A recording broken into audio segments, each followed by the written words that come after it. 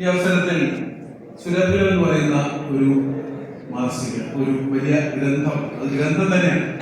ഇത്രയും പേര് എഴുതിയ സൃഷ്ടികളെല്ലാം കൂടെ ഒരു ഗ്രന്ഥത്തിൽ അവരെ കുറിച്ചുള്ള പ്രത്യേകമായ വിവരങ്ങളല്ലാതെ ചേർക്കുന്നു. ഓരോരുത്തരും എഴുതുമ്പോൾ നേരത്തെ പറഞ്ഞ പോലെ മുക്കിറ്റിയാണെങ്കിലും അതിന്റെ മുകളിൽ ഒരു പൂ ഉണ്ടാകുവാൻ ആഗ്രഹിക്കും.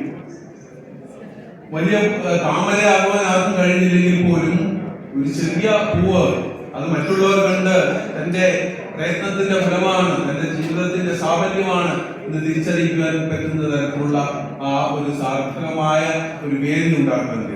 അത്തരത്തിൽ ഒരു വേദി ഇവിടെ അണിഞ്ഞൊരുങ്ങുമ്പോൾ ഇവിടെ വന്നിരിക്കുന്ന എഴുത്തുകാർ പല വിധത്തിലുള്ളതാണ്. നേരത്തെ സോമൻ സാർ പറഞ്ഞ പോലെ വേടൻ കവിയായി, വേടൻ കവിയായിപ്പോൾ എന്റെ അഭിപ്രായത്തിൽ കവികൾ തിരിച്ച് വേടനാകാൻ ശ്രമിക്കുകയാണോ എന്നുള്ള ഒരു സംശയം ഒരു സാഹചര്യത്തിലാണ് ജീവിക്കുന്നത്.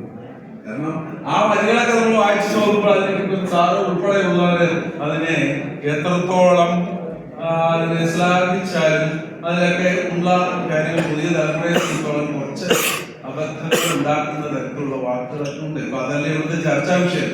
എങ്കിൽ പോലും കുടിച്ച കള്ളം പറയില്ല എന്ന് പറയുന്ന ഒറ്റ വാക്കിൽ പുതിയ വരുന്ന തലമുറയെ കുടിച്ച കള്ളം പറയില്ല എന്ന് പറയുമ്പോൾ ഇതിൽ എന്തൊക്കെയോ വലിയ അമൃതധാര അതിനുള്ളിൽ ഒളിഞ്ഞിരിക്കുന്നു എന്നുള്ള തെറ്റിദ്ധാരണ പരത്തുവാൻ കാരണമാകും. ഇതുപോലെയുള്ള ഏറെ എഴുത്തുകൾ, പക്ഷെ അദ്ദേഹത്തിന്റെ വരികൾ തന്നെ നല്ല വരികളുണ്ട്. വിയർപ്പ് തുന്നിയിട്ട കുപ്പായം, നിറങ്ങൾ മായിക്കില്ല കട്ടായം, കാവ്യ ഗുണമുള്ള വരികളാണ്. പക്ഷെ എല്ലാത്തിനെയും നമ്മൾ ശ്ലാഘിക്കുമ്പോൾ അതിനുള്ളിലെ കുറെ ഏറെ പോരായ്മകളെ കുറിച്ച് തിരിച്ച് അറിയേണ്ടതായിട്ടുണ്ട്. അതിന് ഇത്തരം കൂട്ടായ്മ ഒത്തിരി സഹായകമാകും എന്നുള്ളതാണ് എനിക്ക് പറയാനുള്ളത്. ഈ കവിതകൾ എഴുതുമ്പോൾ കൂടുതലായിട്ട് എല്ലാവരും പഴമയിൽ നിന്നും പാരമ്പര്യ കവിതയിൽ നിന്നൊക്കെ വിട്ട് ഇപ്പോഴും പുതുമയിലേക്ക് മാത്രം വന്നു ചേർന്ന് അവിടെ ഇങ്ങനെ വിലസുമ്പോൾ അടുത്ത എന്റെ സമീപത്തുള്ള ഒരു കവിയരങ്ങിൽ കയറിയിട്ട് പറഞ്ഞു എനിക്കൊരു കവിത ചേർക്കണം.